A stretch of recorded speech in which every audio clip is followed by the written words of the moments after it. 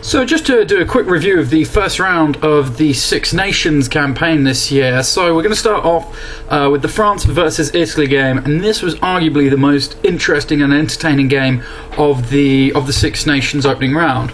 Now, first thing to come off the bat, some of the things that weren't so great, I'd have to say there were too many missed kicks at goal, both by the French, but most certainly by the Italians. Generally speaking, Italy played a lot better than everyone thought they would. Now, I'm going to include myself in that bracket. I really thought France were going to come out and really sort of put one over on them. There was some great attacking play from Italy, especially with Garcia and Sato. Garcia really punching some holes in the defence there. And one thing the Italians did very well was the little chips in, the little grubber kicks in behind. Also, another thing they did, the Italians defended very, very, very well indeed. Something which I wasn't expecting that from them. And I was quite pleased to see that they started to put some youngsters in the pack, especially in the front row where they've got some of the old guard, which, you know, I hate to say it, they're going to need replacing soon, and they held their own very well. Now, what did the French do very well? They made the most of any Italian errors, and any time Italy made an error close to the line, the French did score it. So they were quite clinical from that, and I have to say that the likes of Vakatawa did really well in his debut, scoring, and he did very well to keep the ball alive. Definitely the Sevens experience is coming to the fore there, and I think that's something the Italians the French even, should really hold on to that kind of play. I think it gives them an attacking edge over the other Six Nations teams. Italy can consider themselves really harshly done by. I don't believe that should have been a final minute penalty. Well, that should have been a late penalty. I think the ref should have just played on. But credit to Plisson, that was a phenomenal kick. So Italy hard done by, 23-21, loss to them. So we'll move on to the next game, and that would have been Scotland versus England. Now, Scotland coming off the back of a very, very, very impressive Rugby World Cup performance, and I think that stood them in good stead. England obviously exceptionally disappointing in the World Cup, but we did see a really good start from England, some early pressure and some good attacking play. One of the positives England can take from this is their line-outs were back to being their best. England have always been traditionally very good at line-outs, but recently they have suffered badly from them. Really good to see them back dominating at the line-outs. One thing not so good though, too many needless penalties in kickable positions that we gave away. Against Scotland, we got away with it. Against teams like Wales, Ireland or France, they're going to punish you quite badly. Now, Scotland showed some really good counter-attacking pressure, and I thought when they were running in the loose, they did well. And towards the end of the first half, they were certainly putting a lot of pressure on England. England did manage to keep control throughout the second half, though, and although it was a bit scrappy, it was a solid result for England. Other thing that England did that I wasn't so happy about, too much kicking, not enough accuracy with the high ball.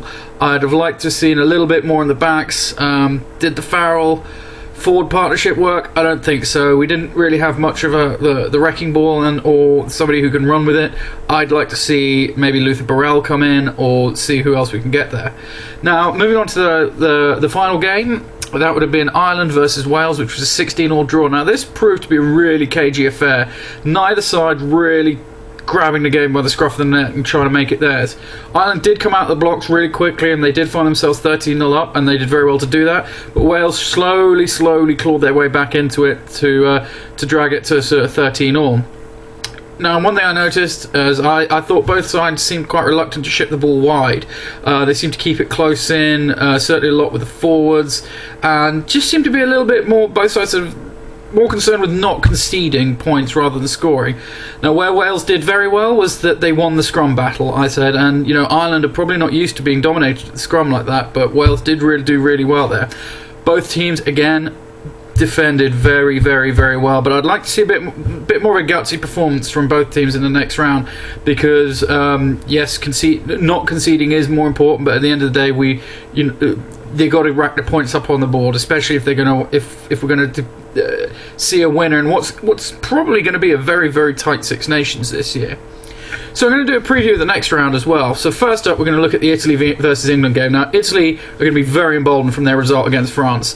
So look for them to produce more of the same. They're going to have to play without fear. They're going to have to attack hard, and they're going to have to say, in many respects, sod the defence. England are not necessarily attacking very, very well at the moment, so Italy should use that to their advantage. Now, England are going to look to impose themselves on Italy, though.